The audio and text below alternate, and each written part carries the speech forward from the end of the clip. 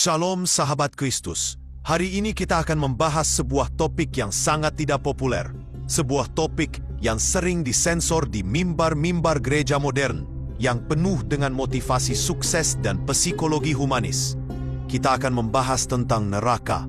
Ya, tempat yang nyata itu. Tempat di mana ulat tidak mati dan api tidak padam. Banyak orang Kristen hari ini hidup dalam ilusi yang mematikan.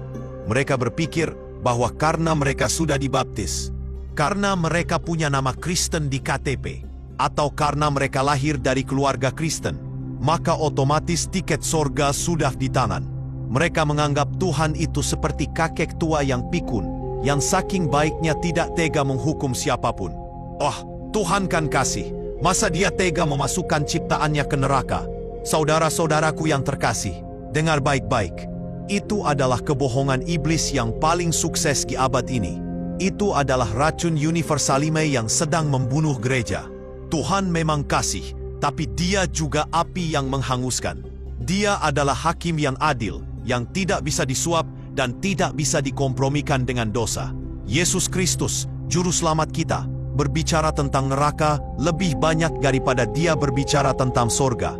Mengapa? Karena Dia tahu betapa mengerikannya tempat itu, dan Dia tidak mau kita masuk ke sana. Tapi peringatan Yesus bukan ditujukan kepada orang ateis di luar sana. Peringatan Yesus yang paling keras justru ditujukan kepada orang dalam, kepada orang-orang yang merasa dirinya saleh, merasa dirinya umat Allah, tapi hidupnya busuk. Hari ini, kita akan membongkar 6 golongan orang yang menurut Yesus pasti masuk neraka. Dan yang paling menakutkan, beberapa dari golongan ini mungkin sedang duduk di sebelahmu di gereja. Atau jangan-jangan itu adalah kamu sendiri. Siapkan mentalmu, buka Alkitabmu, buang segala ego dan kesombongan rohanimu. Kita akan melakukan check-up rohani yang brutal. Jangan matikan video ini, karena mungkin 20 menit ke depan ini akan menyelamatkan jiwamu dari api kekal. Golongan pertama yang pasti masuk neraka adalah golongan yang paling mengejutkan dan paling banyak jumlahnya di dalam gereja. Pelayan Tuhan palsu yang tidak dikenal Yesus, the false servants. Matius 7 ayat 21-23 adalah ayat yang paling horor di seluruh Alkitab. Yesus berkata, "Bukan setiap orang yang berseru kepadaku, Tuhan, Tuhan, akan masuk ke dalam kerajaan sorga. Pada hari terakhir, banyak orang akan berseru kepadaku, Tuhan, Tuhan, bukankah kami bernubuat demi namamu, dan mengusir setan demi namamu, dan mengadakan banyak mujizat demi namamu? Pada waktu itulah aku akan berterus terang kepada mereka dan berkata, Aku tidak pernah mengenal kamu. Enyahlah daripadaku, kamu sekalian pembuat kejahatan." Perhatikan baik-baik, orang-orang ini bukan jemaat biasa yang cuma datang Natal dan Paskah. Mereka adalah aktivis, mereka adalah pendeta, mereka adalah pemimpin pujian. Mereka melakukan hal-hal supranatural, bernubuat, usir setan, bikin mukjizat. Di mata manusia, mereka adalah orang suci, hamba Tuhan besar, jenderal Allah. Tapi di mata Yesus, mereka adalah pembuat kejahatan, anomia, hidup tanpa hukum. Bagaimana mungkin orang bisa bikin mukjizat tapi masuk neraka? Jawabannya sederhana. Urapan dan karunia roh tidak sama dengan buah roh dan karakter. Yudas Iskariot juga mengusir setan, tapi dia anak kebinasaan. Bileam juga bernubuat, tapi dia nabi palsu. Banyak orang Kristen hari ini terjebak dalam kekristenan power, tapi nol dalam kekristenan karakter. Mereka melayani Yesus bukan karena mengasihi Dia, tapi karena ingin panggung, ingin uang, ingin hormat, ingin kekuasaan. Mereka menjadikan pelayanan sebagai topeng untuk menutupi dosa tersembunyi mereka. Di mimbar berapi-api, di belakang panggung berzinah, di gereja nyanyi haleluya, di bisnis nipu orang. Yesus berkata, "Enyahlah, aku tidak kenal kamu." Kata kenal di sini adalah ginosko, yang artinya hubungan intim. Kamu bisa sibuk melayani Tuhan tanpa pernah punya hubungan intim dengan Tuhan. Kamu bisa membangun kerajaan gereja yang megah, tapi sebenarnya kamu sedang membangun monumen untuk dirimu sendiri. Jika pelayananmu tidak didasari oleh ketaatan radikal dan hubungan pribadi yang murni dengan Kristus, kamu sedang antre di gerbang neraka bersama orang-orang Farisi. Golongan kedua adalah golongan yang sering merasa aman karena doktrin sekali selamat tetap selamat. yang disalahartikan. Orang Kristen yang suam-suam kuku, the lukewarm. Dalam Wahyu 3 ayat 15-16, Yesus memberi peringatan keras kepada jemaat di Laodikia. Aku tahu segala pekerjaanmu. Engkau tidak dingin dan tidak panas. Alangkah baiknya jika engkau dingin atau panas. Jadi karena engkau suam-suam kuku dan tidak dingin atau panas, aku akan memuntahkan engkau dari mulutku. Dimuntahkan, itu bahasa yang sangat kasar dan menjijikkan. Artinya dibuang, ditolak, tidak dianggap bagian dari tubuhnya. Siapakah orang suam-suam kuku ini? Mereka adalah orang Kristen zona nyaman. Mereka percaya Yesus, tapi juga mencintai dunia. Mereka ke gereja, tapi gaya hidupnya sama persis dengan orang kafir. Mereka tidak menolak Yesus secara verbal, tapi mereka menolak Yesus dalam keputusan hidup sehari-hari. Mereka berkompromi dengan dosa. Bohong dikit gak apa-apa demi bisnis.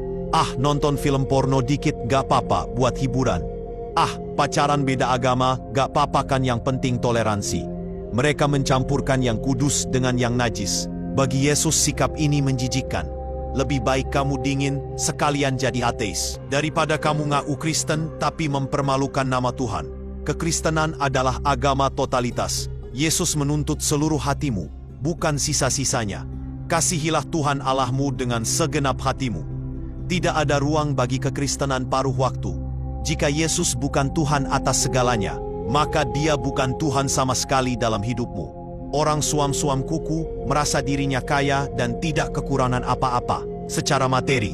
Tapi di mata Tuhan, mereka melarat, malang, miskin, buta, dan telanjang. Jika kamu merasa tersindir, bertobatlah.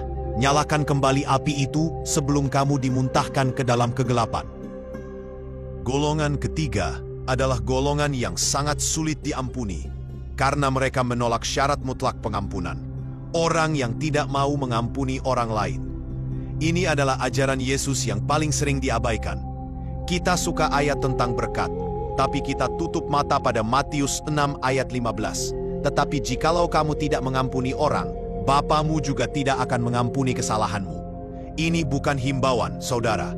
Ini adalah hukum kerajaan sorga. Perumpamaan tentang hamba yang jahat di Matius 18 menjelaskan hal ini dengan gamblang. Hamba itu diampuni hutang 10.000 talenta, jumlah yang mustahil dibayar, gambaran dosa kita kepada Tuhan.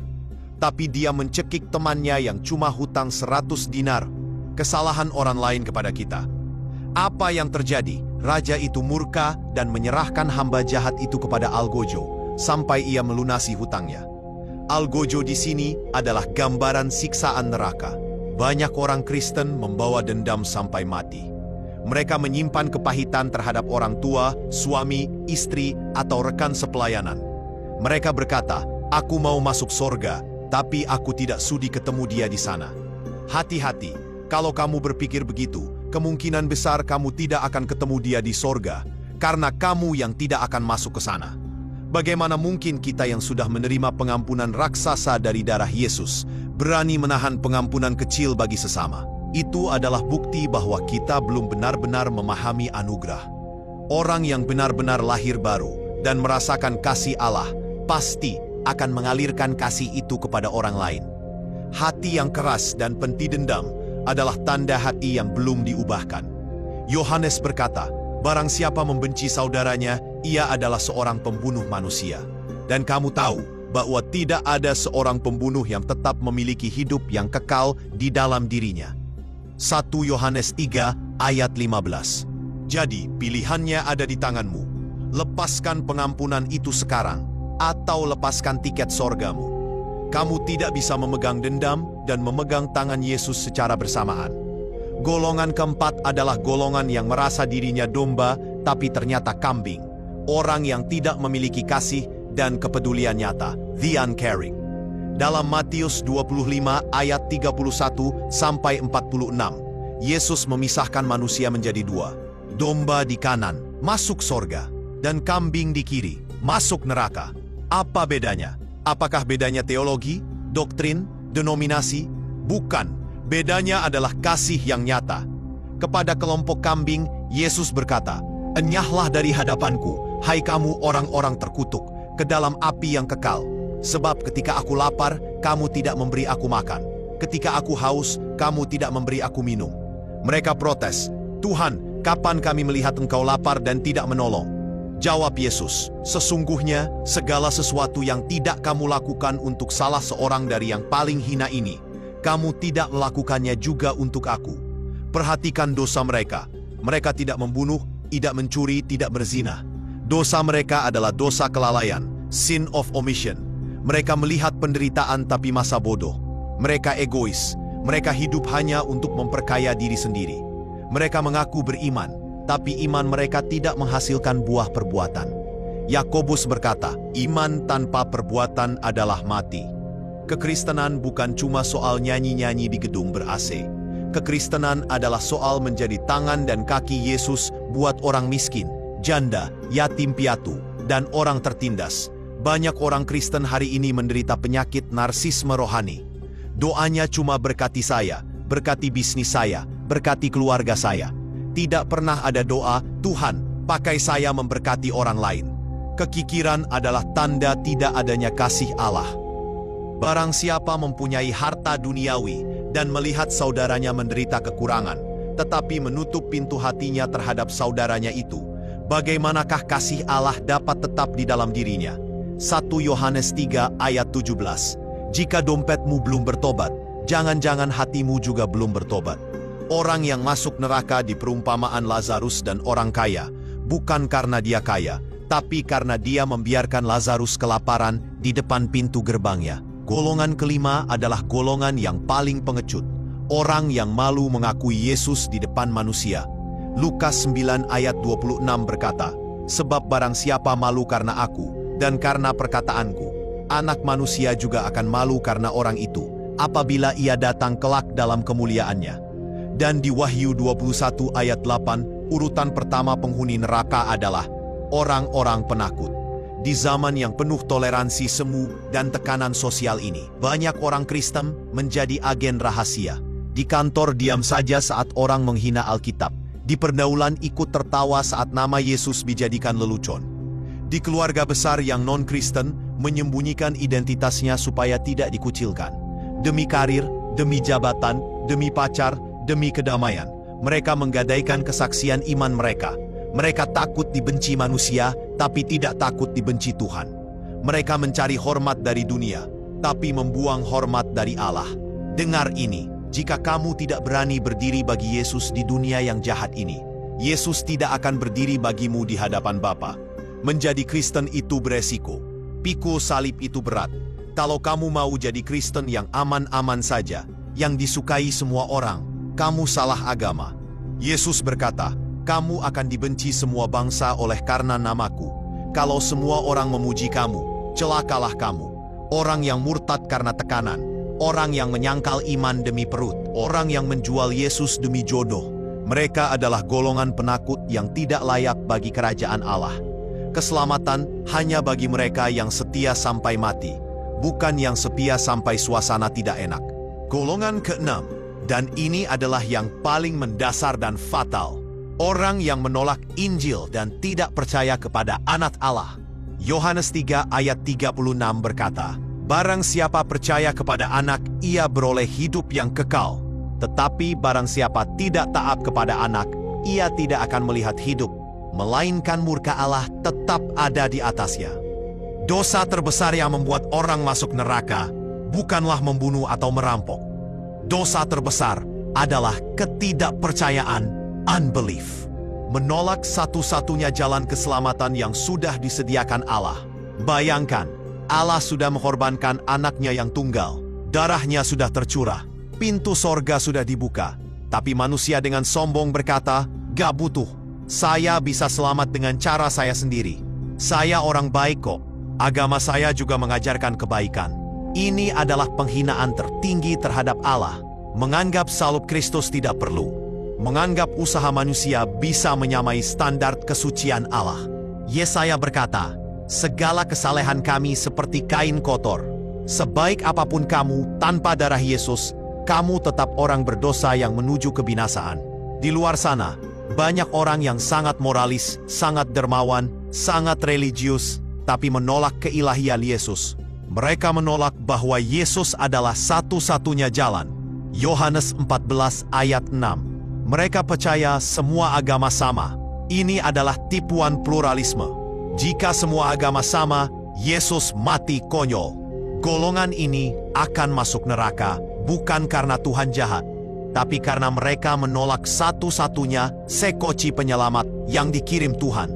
Mereka memilih tenggelam dalam kebenaran diri mereka sendiri. Ingat, di neraka nanti isinya bukan cuma penjahat, tapi banyak juga orang baik yang sombong rohani dan menolak kasih karunia Kristus. Sahabat Kristus yang terkasih, keenam golongan ini, pelayan palsu, orang suam-suam kuku, pendendam, orang egois, penakut, dan penolak Kristus, adalah cermin besar bagi kita hari ini. Jangan cepat-cepat menunjuk orang lain. Tunjuk dada kita sendiri. Apakah pelayananmu murni atau pencitraan? Apakah hidupmu panas bagi Tuhan atau suam-suam kuku? Apakah ada dendam yang masih kamu simpan? Apakah kamu peduli pada orang miskin? Apakah kamu berani bersaksi tentang Yesus? Apakah kamu benar-benar percaya dan taat pada Injil? Keselamatan itu anugerah, sola gratia. Kita tidak bisa membelinya dengan perbuatan. Tapi, anugerah yang sejati pasti mengubah hidup. Kalau kamu ngaku sudah diselamatkan tapi masih masuk dalam kategori di atas, kamu harus mempertanyakan, apakah saya benar-benar sudah lahir baru, atau saya cuma beragama Kristen? Paulus menasehati di 2 Korintus 13 ayat 5. Ujilah dirimu sendiri. Apakah kamu tetap tegak di dalam iman? Selidikilah dirimu. Jangan main-main dengan kekekalan. 1000 tahun, 1.000.000 tahun, 1 miliar tahun dari sekarang.